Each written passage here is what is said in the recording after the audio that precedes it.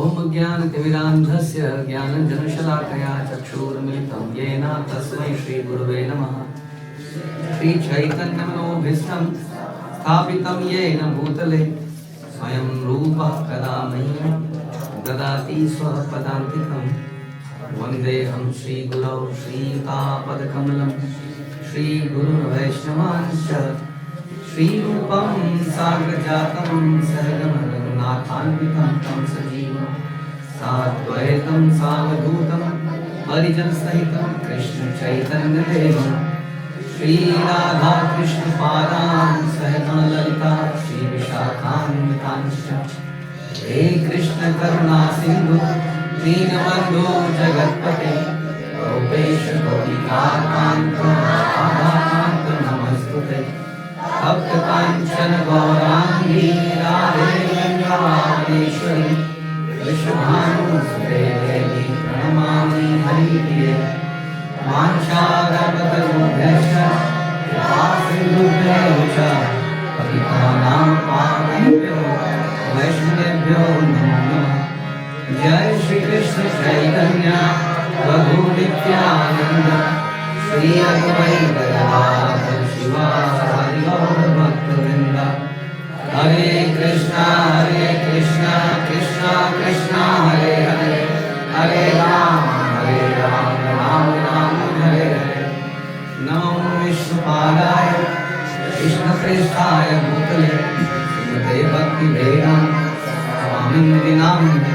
नमस्ते सारस्वते देवे गौरवाणी प्रचारिणे निर्विशेष शून्यवादी पाश्चात्य देशतारिणे।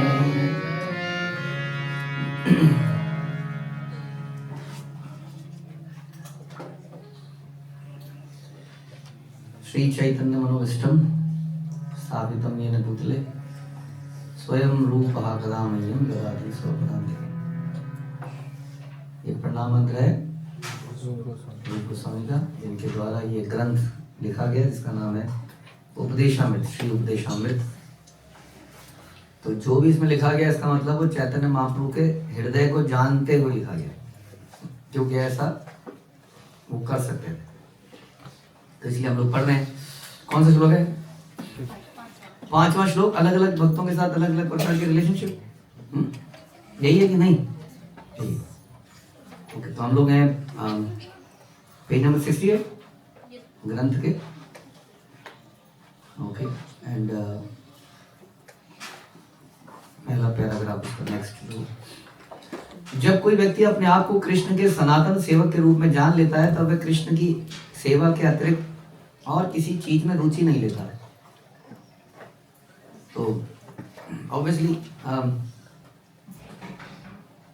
जब हम कुछ काम ऐसा करते हैं जो कि हमारे प्लान में नहीं है या हमें बताया नहीं गया या हमारी जिम्मेदारी नहीं है, कई बार आउट ऑफ हैबिट, तो कैसा फील होता है आप लोगों को? थोड़ा बताएंगे आप लोग। आप कुछ काम कर रहे हैं जो कि आपको बोला नहीं है, आपकी जिम्मेदारी नहीं है, लेकिन आप कर रहे हैं क्योंकि somehow आपको आदत है उसको करने की, और दिन तो ऑब्वियसली दिन ही है। आप उसको कर रहे हैं और करते करते आप सोच भी रहे हैं कि यार मुझे ये भी करना था, मुझे ये भी करना था, मुझे ये भी करना था, लेकिन आप कुछ और ही कर रहे हैं।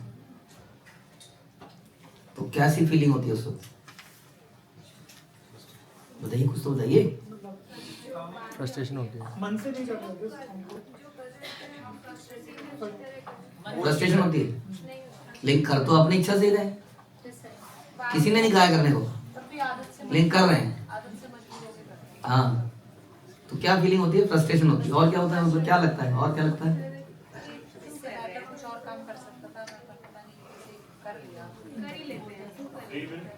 हाँ, नहीं, वो तो कर सकते। हमने कहा फीलिंग क्या हो रही है, बोला हमने, कारण नहीं पूछा। कारण तो वही हो सकते हैं।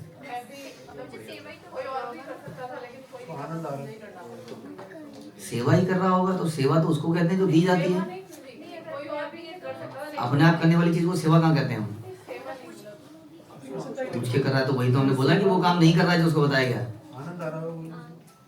तो आनंद आ रहा है, आनंद आ रहा है, इसमें कर रहा है।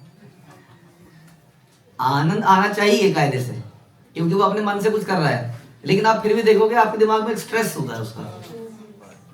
हाँ, और अगर आप वही काम करो जो बताया गया है तो वो एक तरह से एक मेंटल स्ट्रेस नहीं होता आपको।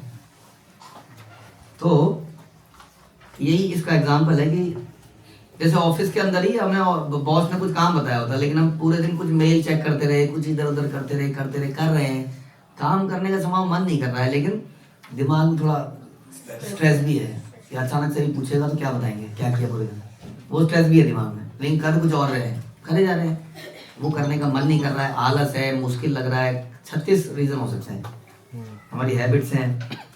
तो ये हमारे अंदर थोड़ा सा भारीपन पैदा करती हैं, आप देखेंगे हाँ संसार में आपको लगेगा जैसे कि ये मैंने क्या किया, पूरा दिन कहाँ चला गया, ऐसे ऐसे लगेगा। लेकिन जब व्यक्ति उस वही कार्य करता है जो उसको बताया गया, तो उसको रिलीव्ड महसूस होता है ना। और यही कारण है कि हम संसार में इतना कुछ कर रहे हैं जो कि अच्छा लगना चाहिए, मजा आना चाहिए, लेकिन समाव एक स्ट्रेस है दिमाग में। फिर भी इतना कुछ करने के बाद भी, अपनी इच्छाएं पूरी करने के बाद भी, घूम लिए, फिर लिए, खा लिया, पी लिया, कपड़े पहन लिए, क्योंकि कहीं ना कहीं इतनी बुद्धि इंसान में होती है जो अनलेस कि बिल्कुल जानवर बुद्धि हो, जानवर को स्ट्रेस नहीं होता है। तो जानवर बुद्धि अगर नहीं है तो उसको थोड़ा बहुत तो अकल होती है कि मेरी है ना, कहीं ना कहीं लगता है ना, धीरे धीरे अचानक से किसी को जैसे सफेद बाल देख के स्ट्रेस होने लगता है, लुक्स को देख के नहीं, वो तो अलग मैटर है, उसको चिंता होने लगती है। और कोई उम्र का एक पड़ाव जैसे 40 पे पहुंच गया, 50 पे पहुंच गया, तो उसको थोड़ा सा लगने लगता है। जबकि देखा जाए तो पूरी जिंदगी उसने वही किया जो उसका मन था, कोई नियम नहीं माना, कोई कानून नहीं माना, कोई धार्मिक कार्य नहीं किए, करता रहा जो उसका मन करा, फिर भी उसको कोई स्ट्रेस है ना। और अगर वास्तव में जो भक्ति में लगा है, जिसने ये समझ लिया है, जो बता रहे हैं कि वो भगवान का सेवक है, उसका भी समय बीत रहा है, वो भी बूढ़ा हो रहा है, लेकिन कायदे से उसको किसी चीज की टेंशन नहीं होनी चाहिए, स्ट्रेस नहीं होना चाहिए, अगर वो सच में ये मान चुका है स्ट्रेस कि ये मैं भगवान का सेवक हूँ। क्योंकि अब वो वही कार्य कर रहा है, जैसे ऑफिस का काम किया पूरे दिन, हाँ 4 बज गए, 5 बजे उसकी छुट्टी होती है, तो उसको स्ट्रेस है नहीं है, क्योंकि वो करता रहा पूरे दिन। और जिसने पूरे दिन नहीं किया उसको क्या है, जबरदस्त स्ट्रेस हो गया। अब क्या करूं, हाँ अब ऑफिस में तो लेट सिटिंग कर लेता है, माना उससे घर वाले परेशान होते हैं, वो बैलेंस खराब होता है, सेहत खराब होती है, वो एक अलग समस्या चलती है। लेकिन समस्या क्या है, यहाँ तो लेट सिटिंग भी अलाउड नहीं है संसार में। तो 5 बजे छुट्टी हो जाएगी हमारी, एक पर्टिकुलर टाइम पे हमारी छुट्टी हो जाएगी, कुछ नहीं कर सकते, उसका स्ट्रेस हो जाता है। अब क्या करें, जीवन निकल गया, करा क्यों था, फिर हैबिट थी, ये कर रहा था, वो कर रहा था, कुछ मतलब ऐसी निकल गई जिंदगी बस खेलने कूदने में। मानुष जन्म पाइया, राधा कृष्ण ना भजिया, यार जैसे अभी हमने भजन में सुना। तो इस प्रकार से उसको स्ट्रेस हो जाता है। और एक्चुअली में जो व्यक्ति उसी लेवल पे काम करता है कि मैं भगवान का सेवक हूँ, तो उसको स्ट्रेस नहीं होना चाहिए कई कारणों से। एक तो ये कारण कि वो वही तो कर रहा है जो भगवान ने बोला, दूसरा कि इस जीवन के बाद वो भगवान के पास ही तो जाएगा, नहीं भी जाएगा तो उसको भक्तों के बीच में संग मिलेगा, वो फिर वही कार्य करेगा जो भगवान ने बोला हुआ है। समझ में आया? तो अगर हम अपने मन के हिसाब से जिएंगे, हाँ यह शास्त्र विधि उत्सर्ज्य वर्तते काम कारता, उस श्लोक में ही बताया गया है। उसको क्या मिलता है, न सिद्धि, न शांति, न परमाम गति, उसको कुछ भी प्राप्त, उसको आनंद भी नहीं आता है जीने में। वो करता तो है, दिखावा बहुत करता है, वो उछल कूद ड्रामा, वो बेस कहते हैं उसको, उसकी झंकार, हाँ शादियों में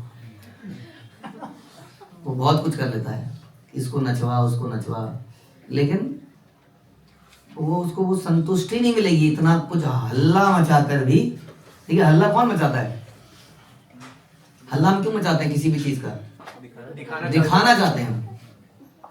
तो दिखाते क्यों हैं हम, बताइए, कौन दिखाता है, जिसको लगता है कि मैं उसे अहंकार वगैरह भी है। देखिए जो अंदर से बिल्कुल तृप्त है ना, उसको वो इतना आनंद दिखा करके एक अलग रस लेना चाहता है वो। इसका मतलब ये रस की कमी थी अंदर उसके अंदर, इसलिए वो दिखा के दूसरा रस लेना चाहता है, ईगो का रस। देखा हमने क्या किया, जैसे हम कई बार कहते हैं ना, कहीं गए हैं तो स्टेटस ही अपडेट करे जा रहे हैं। कहाँ होते हैं पता नहीं, इंस्टाग्राम में या व्हाट्सएप में या पता नहीं कहाँ, जहाँ स्टेटस होता है, वो वही लगाया जा रहा है। तो अब क्या है उसके दिमाग में, एक्चुअली में आनंद है या स्ट्रेस है? एक्चुअली में स्ट्रेस है, उस जगह का आनंद नहीं ले पा रहा हो, क्योंकि स्ट्रेस है कि दूसरों को बताओ, और वो वाला आनंद ले रहा है, जबकि वो आनंद रियल आनंद नहीं है, वो तो ईगो का आनंद है। हाँ, तो इस चक्कर में वो उसका आनंद ही नहीं ले पाता है, किसी भी चीज़ का आनंद नहीं ले पाता है। तो ये है समस्या कि हम तृप्त नहीं होंगे इस दिखावे से, जो हम दिखावा कर रहे हैं निरंतर।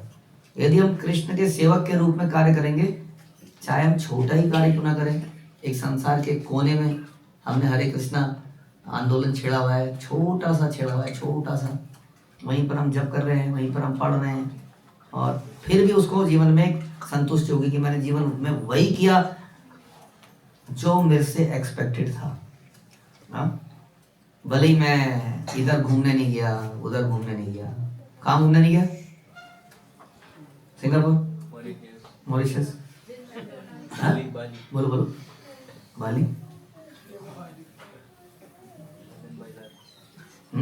कहाँ बता दीजिए? यूरोप। अगर वो कहीं भी नहीं गया और वो एक ही किसी गांव में ही बैठा रहा, तो भी उसको परम संतुष्टि होगी, जैसे कि हमारे कितने आचार्यों ने ऐसा किया, वो कहीं भी नहीं गए।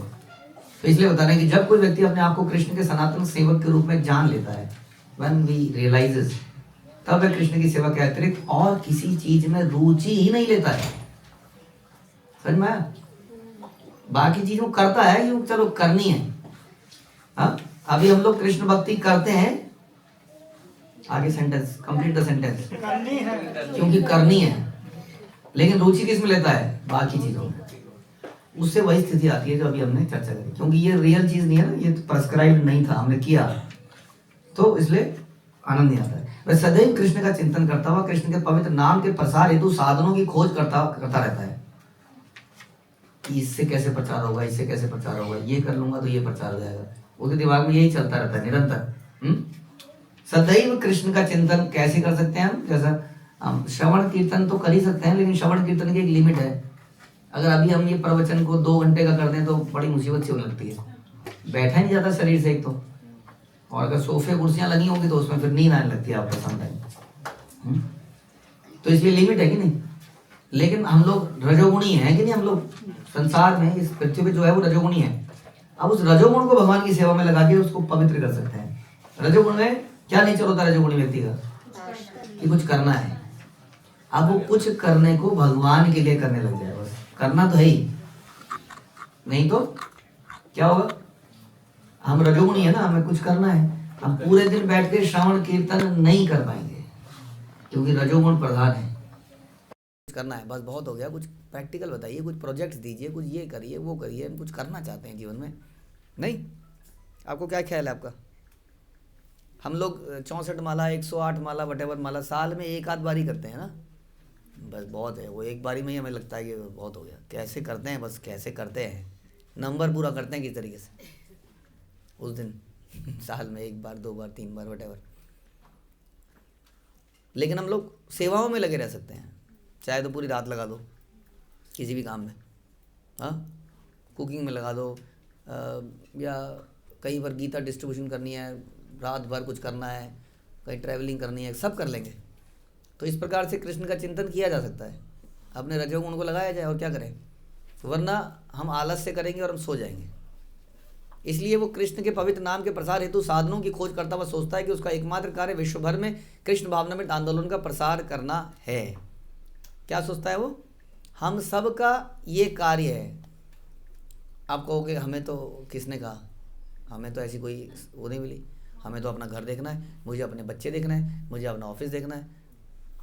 ये कार्य आपको बोला गया? किसी ने बोला ये कार्य आपको कि पूरे विश्व में इसका प्रचार करने की जिम्मेदारी आपके ऊपर है? मतलब हमारे प्रभु जी के ऊपर होगी, हमारे ऊपर क्या हुई है?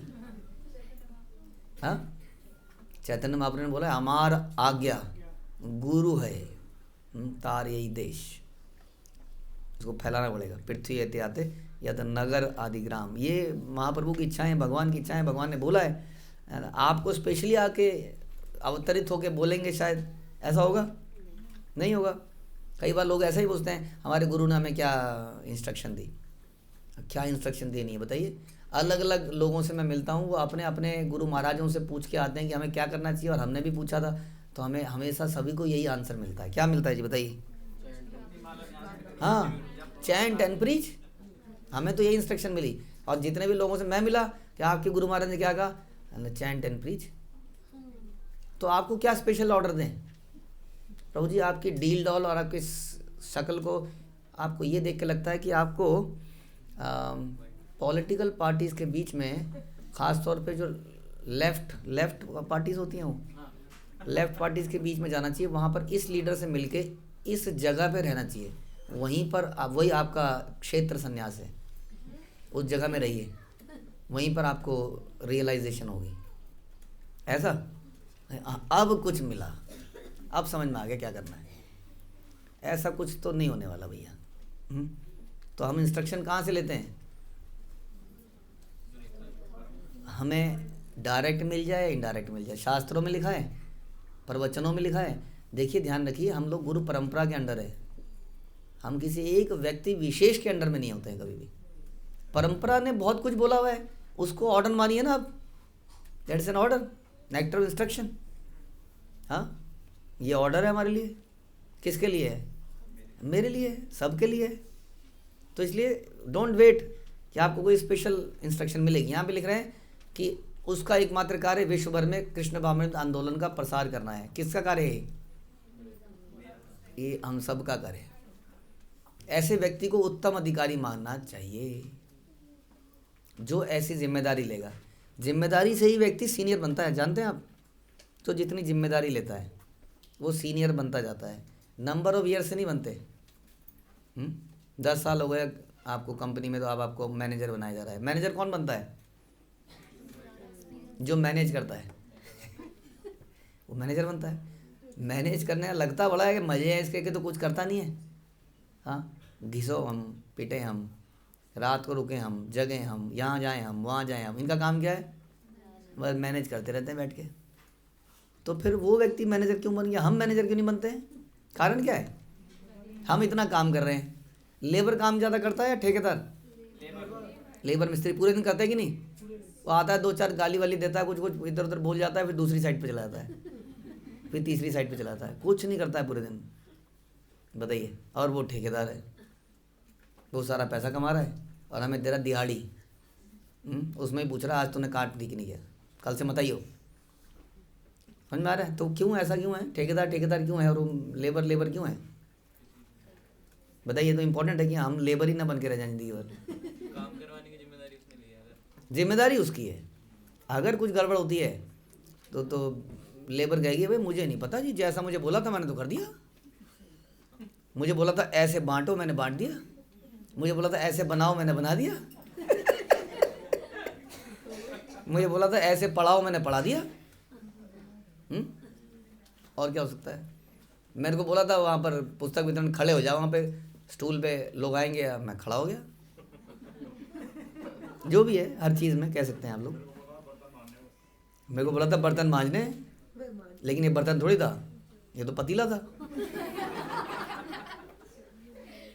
मुझे ये थोड़ी बोला बड़े बर्तन मांजने हैं, या आपको बाद में वो नाली में जो खाना अटक जाएगा वो भी आपको निकालना है ताकि नाली खुल जाए। ये बताया था? ये तो बताया नहीं था, मेरे स्कोप में नहीं है, ये स्कोप में नहीं है जी। तो यही डिफरेंस है लेबर में और ठेकेदार में, मैनेजर में। आप कहोगे प्रभु जी हमें मैनेजर बनना ही नहीं है, हमें तो दास बनना है। हो गया है, यहीं पे हो गए सब गड़बड़। ऐसा नहीं है। दास से क्या कहते हैं? सेवा, क्या कहते हैं हम लोग उसको? सेवा लीडर। सेवा लीडर है वो। वो मैनेजर, यहाँ भी मैनेजर कोई बनना ही नहीं चाहता है, कि वही कारण है कि उसको गाली पड़ती है, जिम्मेदारी उसकी है। तो जो इसको अपने आप को समझेगा कि मेरी जिम्मेदारी है, वो व्यक्ति उत्तम अधिकारी उसको मानना चाहिए। जो कहता है मेरी जिम्मेदारी है कि कृष्ण भावनामृत फैले, हाँ मेरी जिम्मेदारी है।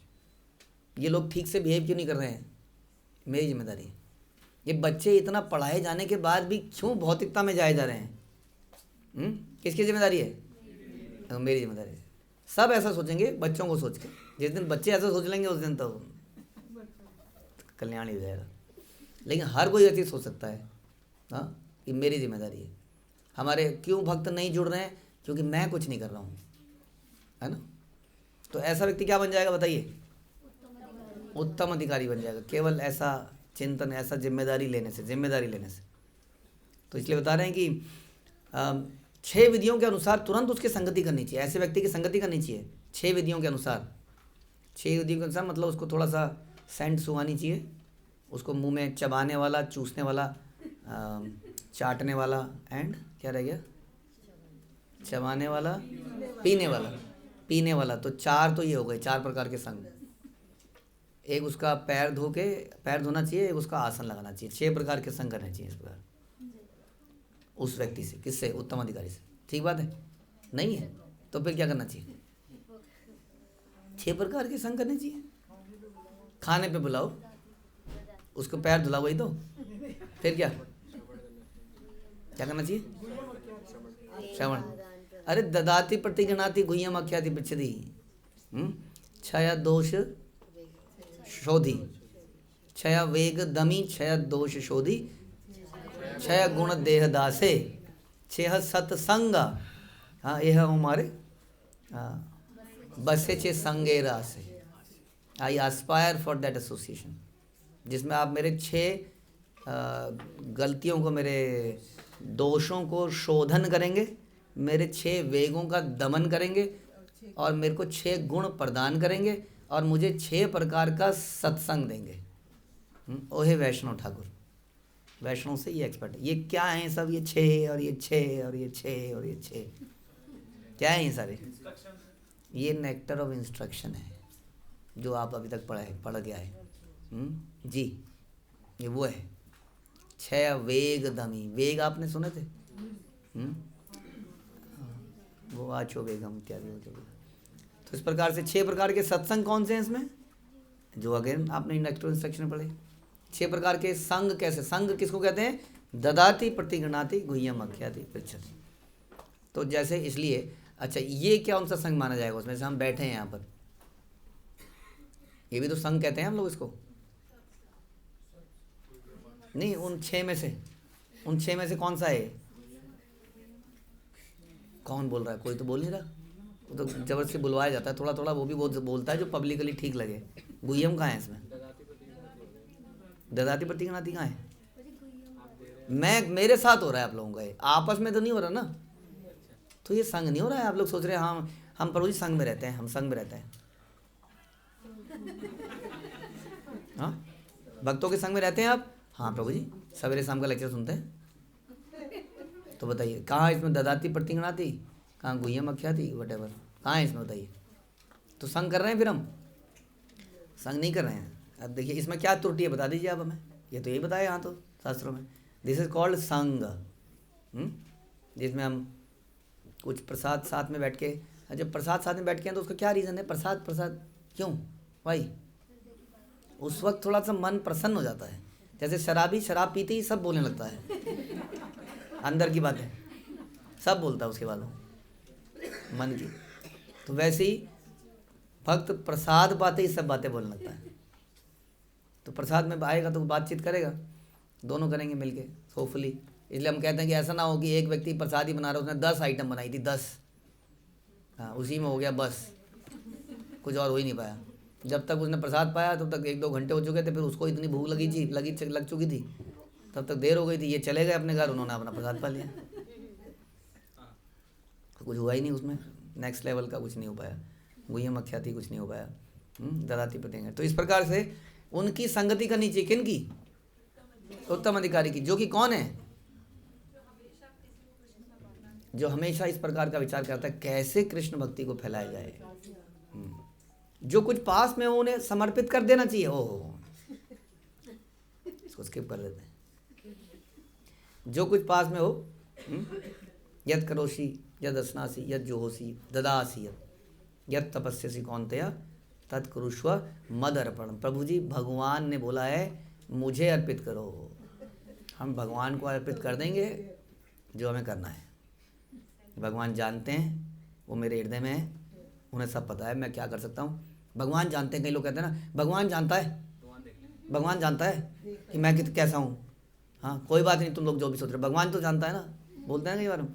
तो भगवान जानता है मैंने क्या दिया, भगवान जानता है मैंने ये किया। अब भगवान कोई बोलेगा क्या? पता नहीं, वो एक ही कथा आई वो साक्षी गोपाल की जिसमें वो आ भी गए, नहीं तो वो भी बहुत पहले हुआ था। अब तो ऐसा नहीं सुन सकते, भगवान आके साक्षी, हाँ तूने ऐसा बोला था, तूने ये बोला था, तूने ये किया था। भगवान जानता है मैंने क्या क्या किया है। अब दूसरा भी सोचता, हाँ कुछ तो किया हुआ इसने। तो कह रहे हैं जो कुछ भी है उन्हें समर्पित कर दीजिए, क्योंकि यह आदेश है कि मनुष्य के पास जो कुछ भी हो वह गुरु को दे दिया जाए। और गुरु से बाली का टूर करके आए। विशेषतया ब्रह्मचारी से आशा की जाती है कि वह अन्यों से भिक्षा मांग कर भी गुरु को प्रदान करे। क्या करे जी? ब्रह्मचारी आश्रम में कौन है यहाँ पर आप में से? 2-4 ही हैं ब्रह्मचारी, बाकी हमें लगा था गुरुकुल में 100 लोग हैं, उसमें 2-4 ही ब्रह्मचारी। बाकी उन्हें कर लिया क्या कुछ सेटिंग वेटिंग है? अच्छा, मन से मान लिया किसी को? अच्छा, आप ब्रह्मचारी हैं? अच्छा अच्छा, छोटे कह रहे हैं हम ब्रह्मचारी कहाँ हैं? ओके, तो जो ब्रह्मचारी हैं उनसे क्या आशा की जाती है जी? क्योंकि उनके पास खुद, अभी कह रहे हैं गृहस्थों के पास तो है, वो कह हमारे पास क्या है प्रभु जी, सब पापा का है, मम्मी का है, मेरा क्या है? तो आप क्या करोगे? हैं? विल है, विल लिख दो क्या, जो भी मैं 10 साल बाद 20 साल बाद कमाऊंगा वो सब दे दूंगा, ऐसा ऐसा लिख सकते हो आप। तब तक के लिए क्या करें बताइए जी? सुना ही नहीं आपने? अरे भैया मांग के लाओ, कह रहे हैं मांग के लाओ, वो दे दो कि हमारे पास तो है ही नहीं, मांग के लाओ। हमारे कुछ बच्चे गए थे 1-2 साल पहले, हम मायापुर गए थे। अब वो ऐसा उत्साह से बोलते हैं वो कि हमारे बच्चों ने कहा मैं दूंगा 25,000, मैं दूंगा 25,000। 2 साल बोलने, मम्मी पापा परेशान थे, मैं मेरे पास पैसे नहीं है। ऐसा हुआ हमारे सामने, बच्चे ने कहा मैं कर लूँगा, आपसे नहीं मांगूंगा, मैं कर लूँगा अपने आप। अब वो यदा कदा कहीं से जो कुछ मिलता है बेचारे तो जोड़ रहे हैं और उसको वहाँ भेज रहे हैं। कभी कभी कुछ मिलता है ना, कहीं जाते हैं तो पैसा देता है कोई, तो वहाँ पे भेज रहे हैं। तो भिक्षा मांग के देना चाहिए, ऐसा नहीं है कि अगेन गुरु परंपरा को देना चाहिए। आज तो नहीं कह रहे हमें 2 लाख है, आपने वहाँ दे दिया, वहाँ दे दिया, गुरु परंपरा में दे दिया। इस प्रकार तो आशा की जाती है कि अन्यों से भिक्षा मांगकर गुरु को प्रदान करें, किंतु स्वरूप सिद्ध हुए बिना किसी को महाभागवत अर्थात उन्नत भक्त के आचरण का अनुकरण नहीं करना चाहिए। उनको उनका संग लेना चाहिए, बोला उनकी सेवा करनी चाहिए, लेकिन उनका अनुकरण नहीं करना चाहिए, क्योंकि ऐसे अनुकरण से अंततः पतन हो जाता है। उनका अनुकरण नहीं करना चाहिए, माना वो ऐसा करते हैं, वो ऐसा करते हैं, या जो भी करते हैं उनके भी कुछ होंगे, तो अनुकरण कभी नहीं करना है। इस श्लोक में रूप गोस्वामी भक्त को कम से कम इतना बुद्धिमान बनने का उपदेश देते हैं जिससे वह कनिष्ठ, मध्यम तथा उत्तम अधिकारी में अंतर कर सके। ये बड़ा जरूरी है। गए थे कहीं पर, कोई पुराना यार मिल गया, कृष्ण भावनामृत का ही मित्र था, लेकिन मिल गया तो दिल से क्या हुआ, दिल में बड़ा बल्ले बल्ले हुए, तो आ गया तू, अरे मिल गए हम। लेकिन उस वक्त क्या नहीं किया हमने, ये अंतर ही नहीं किया कि वो उत्तम अधिकारी है, मध्यम अधिकारी है, कनिष्ठ अधिकारी है। सुन रहे हैं आप लोग या नहीं सुन रहे हैं? सुन रहे जी? बताइए क्या गलती कर देते हैं हम? जैसे आप लोगों की एक स्पेशल ट्रेनिंग हो रही है, अब हम गए, हमें कृष्ण भावनामृत में अपने पुराने मित्र इत्यादि मिले या नहीं मिले? दुर्गेश प्रभु को मिले पता ही नहीं क्या मिले। हाँ जी, हम लोग जाते हैं तो मिलते हैं पुराने मित्र। अब उनकी तो रिगरस ट्रेनिंग नहीं हो रही है, तो उनके अंदर कुछ कर्मियाँ हैं, कुछ अनर्थ हैं, खाने के, पीने के, देखने के, बड़ों के साथ भी, हम सबके साथ है।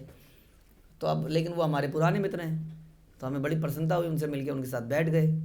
उनकी कुछ हैबिट्स हैं, बुराई करने की भी हो सकती है, खाने पीने की भी हो सकती है, कुछ भी हो सकती है, और हम ये अंतर ही करना भूल गए कि वो कनिष्ठ है। यहाँ पर अंतर करना जरूरी है।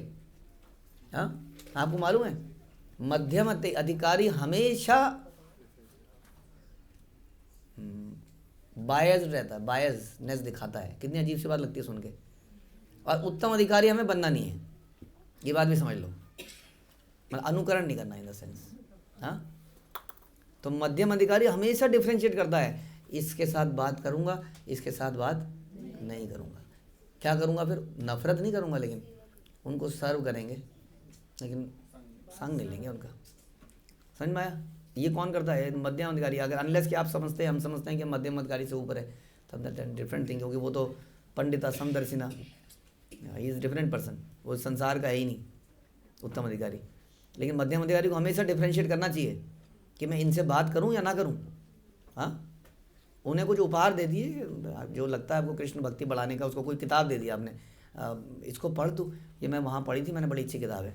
अच्छा बैठ ना, कुछ बता ना वहाँ पे, तेरे को मैं बताता हूँ वहाँ कल। अच्छा मैं 1 मिनट में आया, मेरे को मम्मी बुला रही थी, दे दी अपने किताब और निकल लिया वहाँ से। तो ददाती प्रतिज्ञाति को पूरा नहीं होने दिया, आधे में ही कट मार दिया उसको। पूरा कर दिया तो संग हो गया वो। आपने दिया इससे पहले कि वो कुछ देता, आप निकल लिए वहाँ से। नहीं तो रिलेशनशिप डीप हो जाएगा, डीप हो जाएगा तो हम इन्फ्लुएंस होने लग जाएंगे। इसलिए ये अंतर करना ज़रूरी है। बोलिए जी, करेंगे कि नहीं? क्योंकि क्या करें अगर इसको सुन के अगर ज़िंदगी में नहीं लाए तो। हम इतना सोचते हैं मित्रों से मिलने से पहले, भक्तों से मिलने, भक्तों से तो मिलना ही हमारे ज़िंदगी भक्त हैं, और कौन है। लेकिन फिर भी संग कितना करना है, किसका करना है, इसके लिए रूप गोस्वामी ने ये क्यों लिखा? अदरवाइज ये अगर डिफ्रेंशिएट नहीं करना था तो इस ग्रंथ में उत्तम कौन है, मध्यम कौन है, निम्न कौन है। हमने सोचा बस तिलकधारी है तो हम बात कर ही लेते हैं, और यह हमारा पुराना वो क्या कहते हैं, याड़ी है, याड़ी पुराना है तो हम बात कर ही लेते हैं। लंगोटिया यार है, मतलब जब से हम लंगोट पहनते थे 2-3 साल, तब का यार है लंगोटिया, पुराना दोस्त है, तो हम इससे बात करिए। क्या प्रॉब्लम प्रभु जी? भक्ति तो है, भक्त से बात नहीं करनी चाहिए क्या? कई लोग ऑब्जेक्ट भी करते हैं, बड़े अग्रेसिव हो जाते हैं वो। यही सिखाया जा रहा है यहाँ पर, उससे बात मत करो, उससे बात मत करो, ये मत करो, यही तो सिखा रहे हैं यहाँ पर। क्या है? समदर्शी होना चाहिए, पंडिता समदर्शी ना। अब इसमें क्या विचार है आपका? बोलिए कुछ। ऐसा क्यों सिखाना है? इससे बात मत करो, इससे बात करो। हाँ, क्योंकि हम उत्तम अधिकारी नहीं हैं, इसलिए हमें ये डिफरेंशिएशन करना पड़ेगा, क्योंकि हमें प्रभाव पड़ता है, पड़ेगा ही पड़ेगा। ये कह रहे भक्त को अपनी स्थिति भी जाननी चाहिए। किसी उच्च पद पर स्थित भक्त का अनुकरण करने का प्रयास फिर भी नहीं करना चाहिए। इस संबंध में भक्तिविनोद ठाकुर ने कुछ व्यवहारिक संकेत दिए। उत्तम अधिकारी वैष्णव को उसके इस सामर्थ्य के आधार पर पहचाना जाता है कि वह अनेक पतितात्माओं को वैष्णव में मत बदल देता है। हाँ, वो दूसरों को प्रचार करके वैष्णव बना देता है, ये एक और उसका वो है। अब ये उत्तम और निम्न ना, जब कहीं बताऊँ, अलग अलग जगह पर अलग अलग तरीके से बताया गया है। तो जो भी है, आप मोटे मोटे तौर पे ये समझ लीजिए, कुछ तो डिफ्रेंसिएशन करना पड़ेगा हमको कि किससे बात करनी है, किससे नहीं करनी है, किससे करनी है। हाई लेवल पे बता दीजिए मुझे, ये सब टेक्निकल लैंग्वेज ना बोल के कुछ एग्जाम्पल बता दीजिए हाई लेवल पे, क्योंकि ये तो बहुत कुछ है, इसमें तो समझना बड़ा मुश्किल है। ओके जी, एक तो ये कह रहे हैं जो किसी की निंदा ना करता हो उससे बातचीत करी जा सकती है, और कोई निंदक हो लेकिन हमारा बहुत पुराना दोस्त हो तो संग नहीं करना है। अच्छा, और कोई चीज़ जो किसी के गाइडेंस में हो। अच्छा, गाइडेंस में हो कैसे पता चलेगा? कि वो बात मानता भी हो। गाइडेंस में तो हम सभी हैं, हम तो कहते हैं हम उनके शिष्य हैं, हम फलाने के शिष्य हैं, हम उनके काउंसली हैं, हम उनके ये हैं, नहीं तो वो कहने मात्र से नहीं बनेगा। कैसे पता चलेगा कि वो एक्चुअली में फॉलो कर रहा है कि नहीं, कितना क्लोजली फॉलो कर रहा है, या स्वतंत्र अपना जीवन जी रहा है, उससे पता चलेगा। ओके, ये कह रहे हैं कि गाइडेंस में हो। ये तो आसान चीज़ें हैं ना। उत्तम मध्यम तो पता नहीं चल रहा बाबू जी, हमें समझ नहीं आ रहा क्या करें हम। जब साथ में बैठे तो कुछ भक्ति के बारे में बात, जब साथ में बैठे तो कुछ ऐसी बात करें जो जिम्मेदारी की लगे, मिशन को आगे कैसे बढ़ाया जाए, कैसे ये वाला प्रोजेक्ट को कैसे पूरा किया जाए, प्रोजेक्ट के पीछे लगा हुआ है। एक एग्जांपल, सीरियस है, पठन श्रवण में बड़ा सीरियस है, वो जब सुनता है तो ध्यान से सुनता है। एक है जो सारा काम धंधा भी चल रहा है और साथ में श्रवण भी चल रही है। उससे मेरे को भी आइडिया है, अरे बड़ा अच्छा आइडिया बाबू जी, खाना भी बन जाएगा, माला भी हो जाएगी, श्रवण भी हो जाएगा और पठन भी हो जाएगा, 1 घंटे में चारों चीज़ें। मैंने देखा उनको करते हुए तो मेरे को ही प्रेरणा मिली। मैंने कुकर चढ़ा दिया, खाना बन रहा है, स्पीकर चल ही रहा है, साथ में किताब खोली है, जो वो पढ़ रहे हैं बीच बीच में से हम उस श्लोक को पढ़ भी रहे हैं, तो पठन भी हो गया। क्या रह गया? और बीच बीच में माला भी हो जा रही है, क्योंकि एनीवे वो पता है प्रभु जी, वो नेक्टर इंस्ट्रक्शन मैंने पढ़ी हुई है 2 बार, लेकिन श्रवण तो करना ही है। तो इस प्रकार से सारे काम हो। तो ऐसा आइडिया मुझे किससे मिला? एक भक्त से मिला, दोस्त भक्त से। देखा मैंने उसको, उसने मुझे कुछ कहा नहीं भाई दबे। वो कहेगा प्रभु जी मैंने थोड़ी बोला उसको, आप मेरे को डांटते रहते हो। कोई कहता थोड़ी है, प्रेरणा तो आदमी ले लेता है। वो शिक्षा गुरु कैन बी मैनी, वो शिक्षा ले लेता है और अपने जीवन में उतार लेता है। समझ में आया? तो इस प्रकार से आपको देखना है कि श्रवण में, जप में सीरियस है। हाँ, आप दिख रहा है, हाँ जपा ध्यान से करता है, श्रवण ध्यान से करता है, ध्यान से करता है। तो इन चीज़ों में सीरियस, क्योंकि शायद हम इसीलिए यहाँ पर हैं, आई थिंक। हाँ, इसीलिए तो हैं हम यहाँ पर, नहीं तो क्या काय को टाइम वेस्ट किया जाए बेमतलब में। तो इसलिए कुछ बताया जा रहा है यहाँ पर। जब कोई उत्तम अधिकारी का पद प्राप्त कर ले तो उसे गुरु नहीं बनना चाहिए। लीजिए, सुनिए आपने बात, आप बताइए। उत्तम अधिकारी को गुरु नहीं बनना चाहिए, वो गुरु बन ही नहीं सकता है। कारण क्या है बताओ? हाँ, अब उसके पास एक नए व्यक्ति को लाओगे आप, क्योंकि प्रभु जी ये मेरे ऑफिस के कुलीग हैं, आप इनको ज़रा प्रीच कर दीजिए। कहेंगे सब कृष्ण के अंश हैं, ये कृष्ण का शुद्ध अंश है, तुम भी कृष्ण के अंश हो, हम सब भगवान के ही तो हैं, ये सब भगवान की लीला है। हाँ, इस प्रकार वो उत्तम अधिकारी है भैया।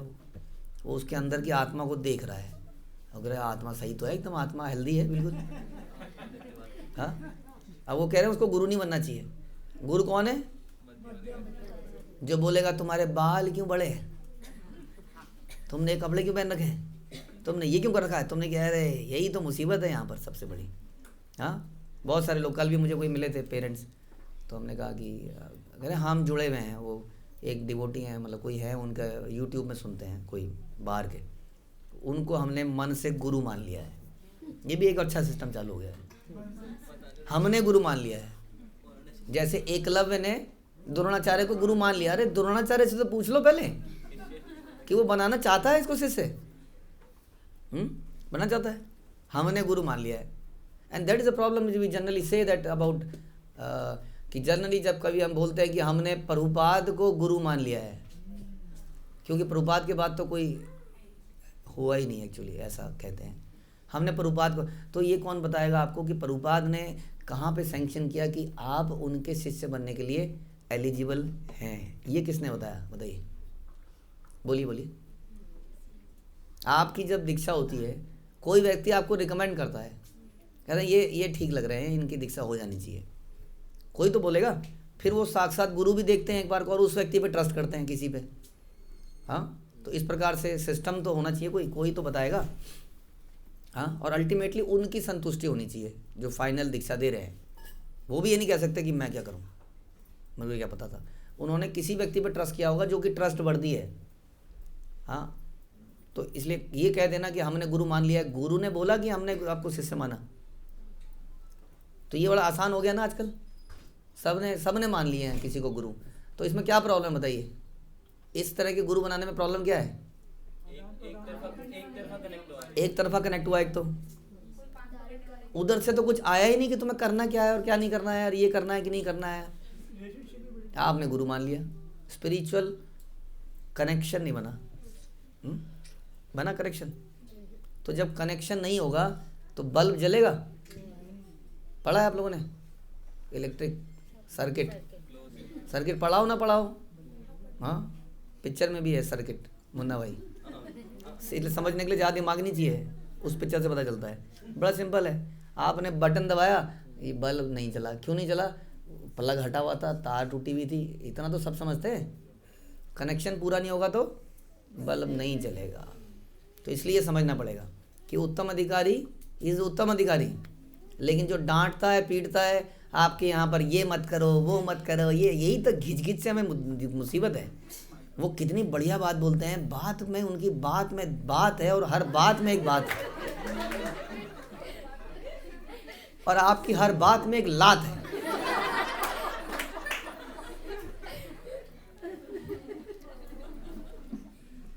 इसलिए हम लोग आपके साथ नहीं रह सकते, यहाँ बात पसंद नहीं आता मैं।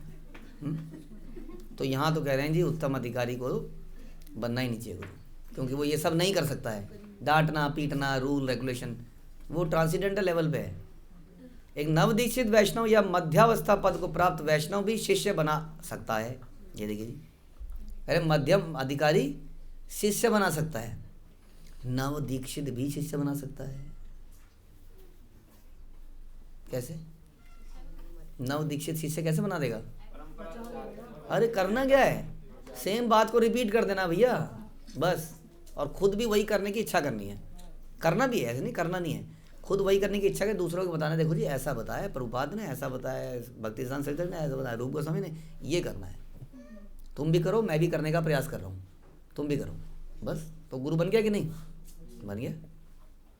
लेकिन ऐसे शिष्यों को उसी स्तर का होना चाहिए और ये जान लेना चाहिए कि उसके अपर्याप्त मार्गदर्शन में ऐसे शिष्य के चरम लक्ष्य की ओर ठीक से प्रगति नहीं कर सकते। ऐसा ना हो कि आपने उनको कुछ ऐसी शिक्षाएं दे दी कि बेचारा हाँ जैसे आप थे वैसे ही हो गया। तो थोड़ा सा केयरफुल भी रहना है। हमें पता है कि हम कमज़ोर हैं तो हम क्या करें, हम किसी स्ट्रांग व्यक्ति से उसको कनेक्ट कर दें, बस इतना कर दें। फिर अगर हमें लग रहा है तो कि अगर आप हम भी गुड़ खाते हैं तो हम कैसे बोलें कि गुड़ मत खाइए, हम खुद ही सवेरे नहीं उठ रहे हैं तो हम उसको कैसे बोलेंगे कि आप सवेरे मत उठिए। तो हम ऐसे व्यक्तियों से उससे कनेक्ट कर दें, इतना तो कर ही सकते हैं। और फिर भी आप पूछ सकते हैं, अरे आप उनसे बातचीत कर रहे हो कि नहीं? मुझे क्या मतलब प्रभु जी, मैंने तो कनेक्ट कर दिया, वो जाने। ये कौन हो गया व्यक्ति? अब बताइए। ये हो गया लेबर, जो हर बात जो कहे ना मुझे क्या मतलब, मैंने तो कर दिया। ये कौन है? लेबर, क्योंकि उसने जिम्मेदारी नहीं ली। मुझे क्या मतलब, मैं क्या जानूँ इसमें? कोई एग्जाम्पल बताएंगे इसमें? मुझे क्या मतलब में, मेरे को तो बहुत सारे आ रहे हैं, आप लोग बताइए थोड़ा सा बताइए, मुझे क्या लेना देना? इतने में इतना ही हो पाएगा।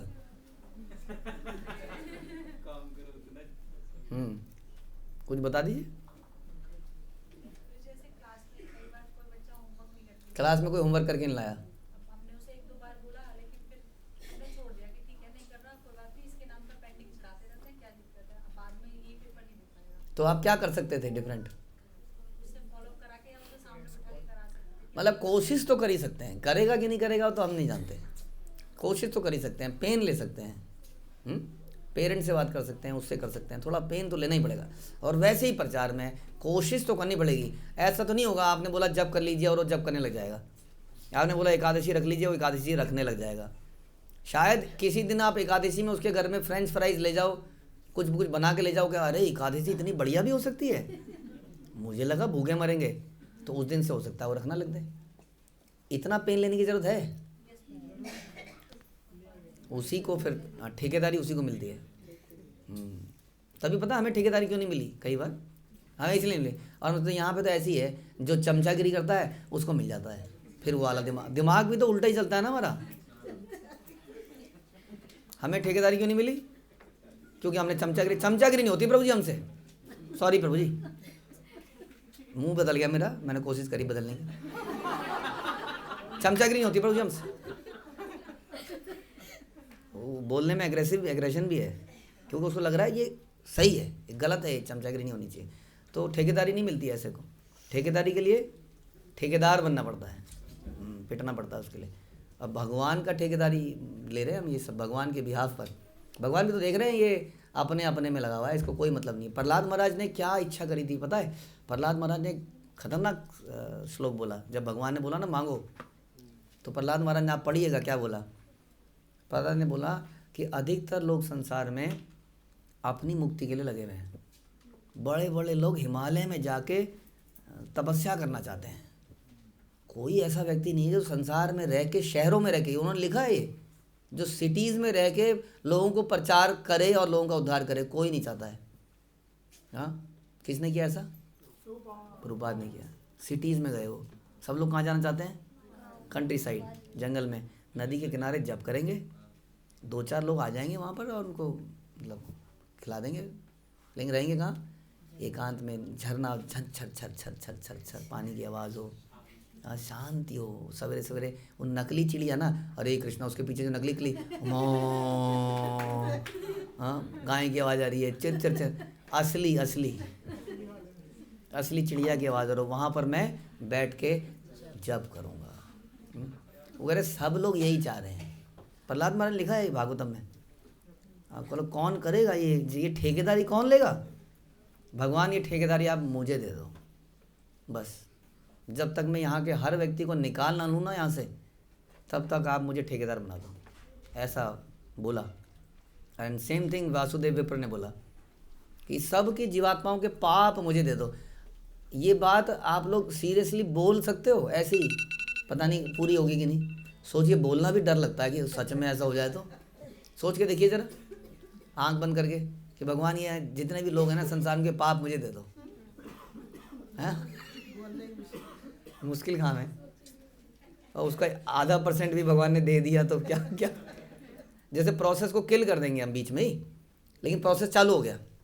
उसमें कितने लोग निपट गए कुछ सेकंड में, और कई सारे लोग निपट गए, उसमें पाप आ गए उसके। फिर आपने बोला रोको रोको रोको रोको रोको, उतने में वो कोड जो है कुछ लेवल पे कमिट हो गया, वो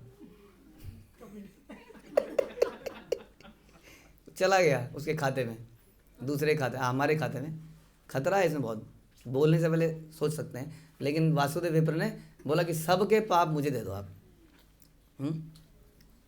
और अभी अभी बेचारा निकला था समस्या से, कोड़ से, अभी अभी तो निकला है, इतने सालों के बाद तो हरियाली आई थी जीवन में, और अब फिर से। तो इसलिए बता रहे हैं कि ऐसे शिष्य जीवन के चरम लक्ष्य की ओर ठीक से प्रगति नहीं करते। हाँ, शिष्य तो बन जाते हैं क्योंकि उन्हें खुद की आज़ादी और खुद का मुक्ति चाहिए। अतएव शिष्य को सतर्क रहना चाहिए कि वो गुरु के रूप में उत्तम अधिकारी को ही स्वीकार करे, और उत्तम अधिकारी गुरु बन भी नहीं सकता है। हाँ, तो सब घुला मिले मामला है। बहुत सारे कॉन्सेप्ट एक्चुअली इसके अंदर आ रहे हैं। हाँ, तो समझने की आवश्यकता है कि यहाँ पर उत्तम अधिकारी का मतलब जो हमने आपको समझाया कि वो है जो सीरियसली फॉलो करता है। हाँ, अपने गुरु के वचन ही उसके जीवन में सब कुछ हैं, जो साधना में, सेवा में, वे आचरण में बढ़िया काम कर रहा है, उसको फॉलो करे। वो वाला उत्तम अधिकारी नहीं जो सबको एक समान देखता है, वो डिफ्रेंशिएट नहीं करता, डांट ही नहीं पाता, कुछ बोल ही नहीं पाता। ऐसे को बनाने की ज़रूरत नहीं है। हाँ, कई ऐसे व्यक्ति जो हमें बहुत अच्छे लग रहे हैं, so we need a practical somebody. समझ में आया? इसलिए वाई AI और YouTube can't replace the guru system and all this thing, they can not replace, right? क्योंकि यू नीड समबडी जो कि इस प्रकार के आपके ऊपर रेस्ट्रिक्शंस लगा पाए, रोक पाए। क्योंकि चंचलम ही मना कृष्ण, हम लोग अपने मन से बहुत कुछ ऐसा कर जाएंगे। इसलिए हमें अपना संग बड़े ही सतर्कता से करना चाहिए, किसके साथ करना है, कितना करना है। We should be careful always. ये बात समझ में आ रही है? व्हेनेवर वी गो समवेयर, जब हम यहाँ पर भी हैं, कहीं पर भी हैं, ऐसा नहीं कह रहे यहाँ पर तो आप बेधड़क रहिए, कहीं जाएं तो ध्यान रखिए, ऐसा नहीं कह रहे हम। कहीं पर भी, इवन यहाँ पर भी, क्योंकि कुछ लोग बेचारे अभी भक्ति की स्टेजेस में आगे बढ़ रहे हैं, उनके अभी अनर्थ हैं, उनके अंदर से अभी ईर्षा निकलती है, द्वेष निकलता है, तो थोड़ा सा बच के रहें। ये नहीं कह रहे कि वो गलत लोग हैं। जना सुकीर्तनो अर्जुना, 4 तरह। वो तो कह रहे हैं, भगवान तो बोल रहे हैं अगर कोई पैसे के लिए भी आया है भक्ति में तो क्या है, कह रहे हैं अच्छा आदमी है। तो अच्छे लोग हैं सारे, respect all, but associate with few जो कि आपकी भक्ति को बढ़ा सकें वास्तव में। ऐसा कुछ लोग तो मिल ही जाएंगे, ऐसे लोगों का संग कीजिए, उनकी सेवा कीजिए, और खुद क्या बनिए, ठेकेदार बनिए। हरे कृष्णा। श्रील प्रभुपाद की जय, श्री उपदेशामृत की जय, श्री रूप गोस्वामी पाद की जय।